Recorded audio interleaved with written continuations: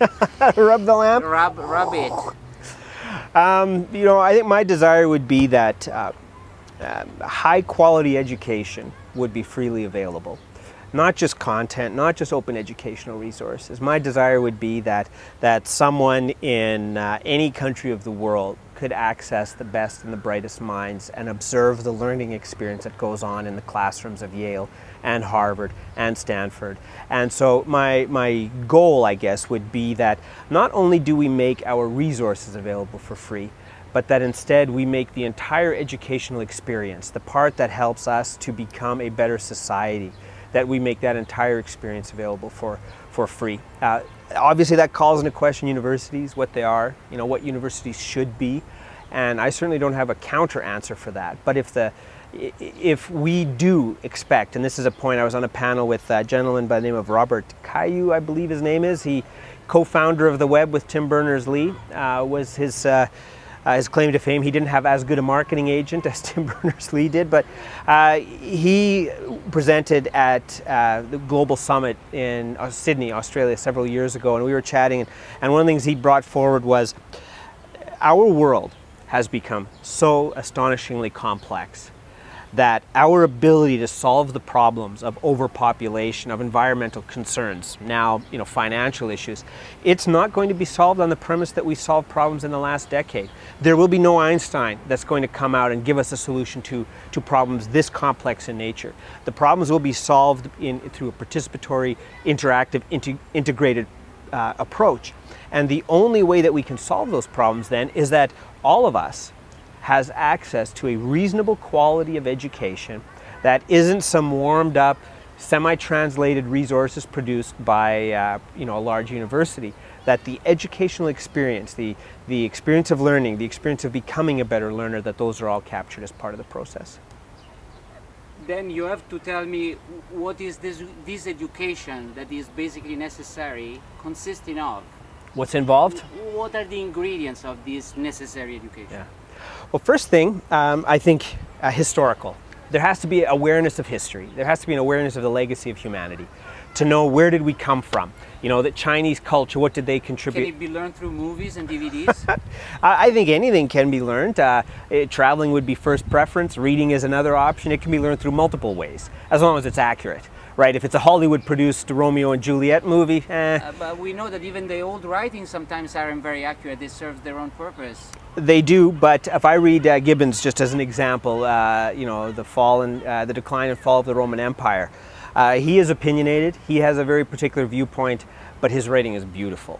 When I read his writing, I dream of bigger dreams. When I read his writing, my ideas grow as bigger ideas because of how beautiful his writing is.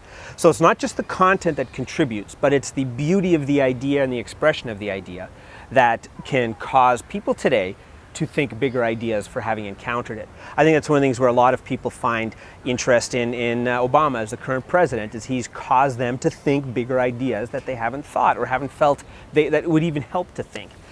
Anyway, so that's one point. History, understand history from any perspective. Like I said, Chinese, Arabs, the Western history, the thought of Western, development of Western history, Aboriginal history and artifacts, to be acquainted with that. That's probably one of the first things. I also think it's important to be acquainted with the big ideas within religion, right? To understand, because it's such an integral part for the vast majority of humanity, to understand what is it, where, its formation, its trajectory. Also, basic fundamental understanding of maths and sciences. So I'm trying to lay a foundation here first, then we'll get to the next stage. So to be able to see a statistical chart and to be able to make sense of what it means, to be able to know when statistics lie is important. To be able to understand some basic concepts in architecture and engineering. To be able to read poetry, preferably in a different language. These are some very basic fundamental skills that people need. So I'm just going to lay these as foundational skills. Once we have those, though, we then have to move up to one level. And that next level is the ability to, sometimes it's called metacognition, but it's the ability to think about how we're thinking.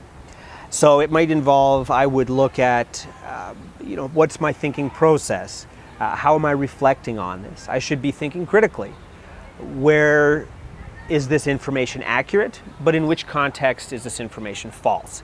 because something can be important in one setting, but disastrous in another. So being able to recognize the nuanced nature of knowledge and how it can't be applied cover to cover. It has to be applied specifically in different contexts, and to be aware of that. So that's one important context that I would focus on as well. Other aspects that I would look at in terms of general information or the second tier, if you will, recognizing where our views differ from others and the reasons why they differ. Not so that we can devalue our own or devalue others, but that we can recognize this is what I believe or I know to be true. This is what someone else knows to be true, and here are different points of friction, and to still be able to, dialogue in spite of that.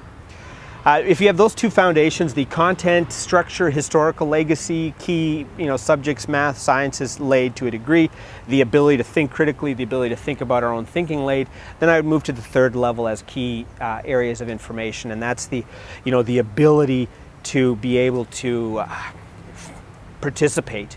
The ability to participate in conversations intelligently with others on important topics. The ability to create something together with another human being.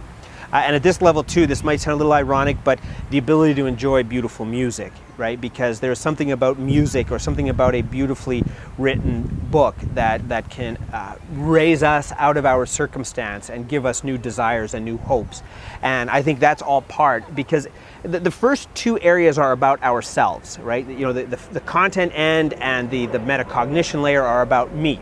The third layer about co-creation, about participation with others, and about music, and about thinking bigger ideas. They take us out of ourselves, and they cause us to connect to other people. Perhaps it might be an ancient Roman writer.